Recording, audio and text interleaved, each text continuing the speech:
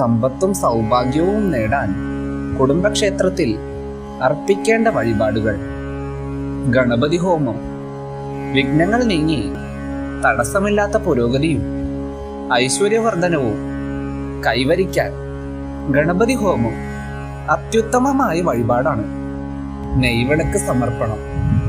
ദാരിദ്ര്യ ദുഃഖങ്ങൾ അകറ്റി ഗൃഹത്തിൽ ലക്ഷ്മി സാന്നിധ്യം വർദ്ധിപ്പിക്കാൻ നെയ്വിളക്ക് തെളിയിക്കൽ അത്യുത്തമമാണ്. ഭാഗ്യസൂക്ത പുഷ്പാഞ്ജലി.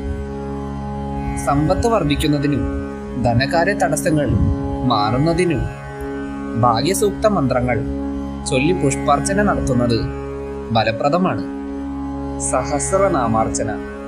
കുടുംബദേവതയുടെ പ്രീതിയിലൂടെ സർവ സൗഭാഗ്യങ്ങളും കുടുംബ ഐക്യവും ലഭിക്കാൻ സഹസ്രനാമാർച്ചന നടത്തുന്നത് ഗുണകരമാണ്. നിറമാലയും വിളക്കും. ക്ഷേത്രം ദീപങ്ങളാലും പൂക്കളാലും അലങ്കരിക്കുന്നത് ദേവതാപ്രീതിയും മനഃശാന്തിയും ലഭിക്കാൻ കാരണമാകുന്നു. പാലഭിഷേകം.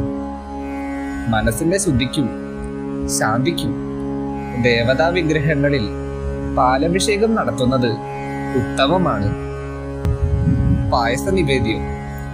ദേവതയ്ക്ക് നിവേദിച്ച പായസം ഭക്തിയോടെ സ്വീകരിക്കുന്നത് ദൈവാനുഗ്രഹം കുടുംബാംഗങ്ങളിൽ സ്ഥിരമായി നിലനിൽക്കാൻ സഹായിക്കുന്നു.